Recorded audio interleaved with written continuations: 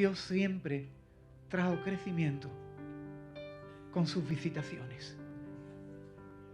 Él es Dios que derrama su gloria. El Señor Jesús nos enseñó a orar y así lo recoge, por ejemplo, en el Evangelio de Mateo capítulo 6, cuando dice que oremos así: venga tu reino. También es verdad que dice del pan nuestro de cada día, dánoslo hoy. Yo creo en una iglesia que ora no solo por el pan de cada día, sino que ora diciéndole al Señor: venga tu reino. Y no solo venga tu reino en la perspectiva escatológica de los últimos tiempos, de decir: Señor Jesucristo, vuelve pronto, como ciertamente tenemos que hacer, sino decirle: Señor, y antes que vuelva, como tú mismo dijiste, que se predique este evangelio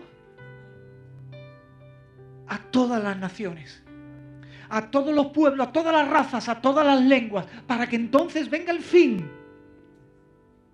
Que venga tu reino es también que en nuestros corazones Jesucristo sea el Señor. Que tú y yo vivamos obedeciendo su voluntad, como también se nos enseña a orar ahí al ladito de donde hemos leído: hágase tu voluntad, como en el cielo, a la perfección se haga en la tierra. Que vuelvas pronto, Jesús. Que mientras vuelve se llene toda la tierra del evangelio. Que tu pueblo te tenga en el corazón como el único que tú puedes ser en el corazón de un ser humano, el Señor. Pero también que venga tu reino es que en nuestros corazones estén las cosas de Dios. Que sueñes con las cosas de Dios. Como hoy te estoy proponiendo que sueñes con el avivamiento.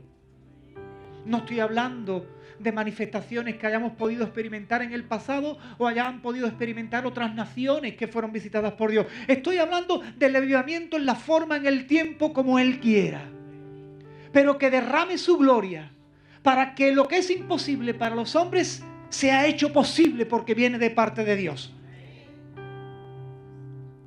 Pero no solo el Señor Jesús nos enseñó a orar por avivamiento.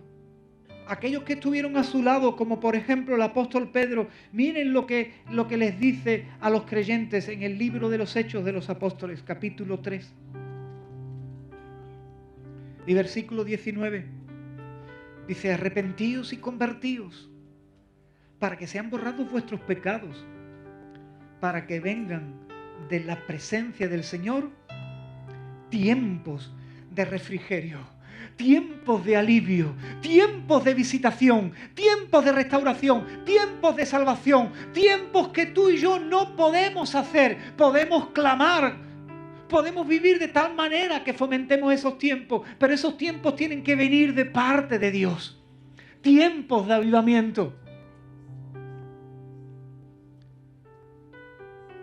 Y no solo el apóstol Pedro, el apóstol Pablo también, cuando lleva a la extensión a la iglesia, él llega a decir algo que para nosotros pudiera ser fuerte llegar a creer, pero él lo dice con convicción y se queda registrado en la palabra cuando en Romanos dice: hermanos, donde abundó el pecado, sobreabundará la gracia.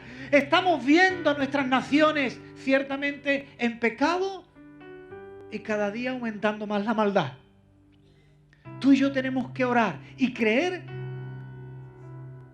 que si está abundando el pecado y la maldad y el sufrimiento, van a sobreabundar la gracia, la gloria, la visitación del Señor. También el apóstol Pablo creía en ese avivamiento, como Pedro, como nos enseñó Jesús. Pero ¿y la iglesia de la segunda generación? La iglesia que sucedió a aquellos apóstoles, sí, también creía. También creía en ese tiempo especial que viene de parte de Dios y que hace que se produzca esa obra tan maravillosa que humanamente es imposible de producir. El apóstol Santiago, o mejor dicho, Santiago, está escribiendo a la iglesia de la necesidad de comportarse como verdaderos hijos de Dios, de la necesidad de amarnos unos a otros, y de repente interrumpe su discurso y entra en otra fase de su discurso que puede a los más exégetas decir, ¿qué ha pasado aquí? Y yo te digo que en el corazón de Santiago evidentemente estaba el amor fraternal, estaba la ayuda social y estaba el avivamiento, como no puede ser de otra manera, porque ahí en el capítulo 5 y el versículo 7 está diciendo, hermanos, tened paciencia hasta la venida del Señor. Y dice, mirad cómo el labrador espera el precioso fruto de la tierra. ¿Cómo va a ser ese fruto?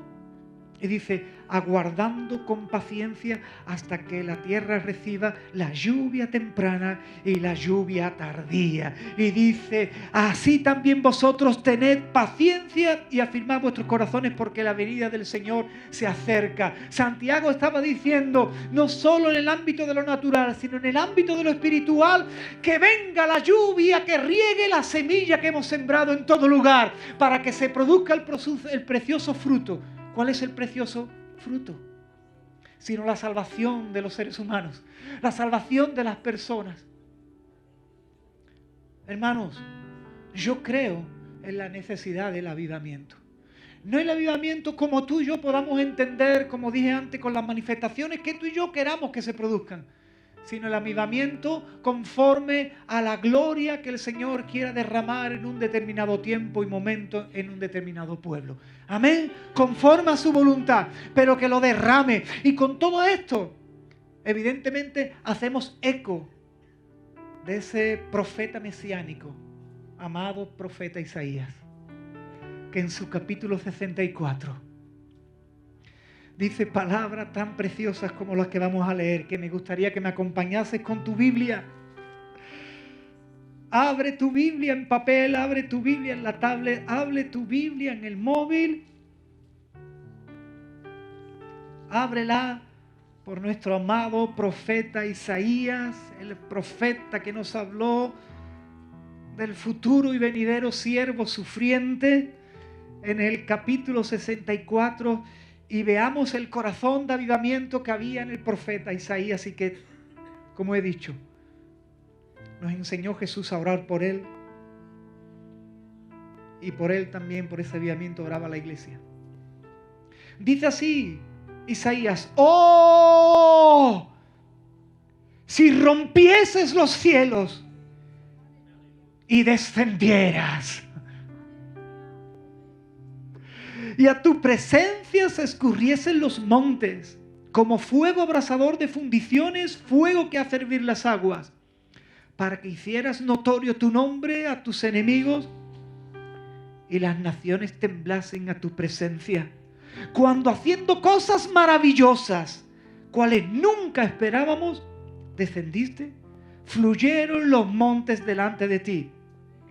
Ni nunca oyeron, ni oídos percibieron, ni ojo ha visto a Dios fuera de ti, que hiciese por el que en él espera. Oh, si abrieses los cielos e hicieres manifiesta tu gloria. Y dice que en esto tenemos que esperar tú y yo. En esto tenemos que confiar tú y yo. En esto tenemos que orar tú y yo. Que una vez más se abran los cielos.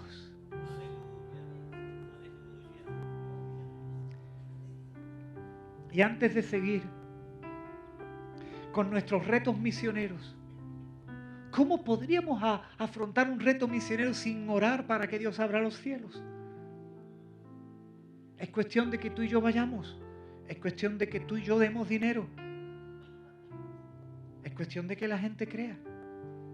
Pero por sobre todo, será cuestión de que Él abra los cielos y haga llover. Amén. ¿Y por qué no nos ponemos de pie y por un momentito oramos al Dios de avivamiento?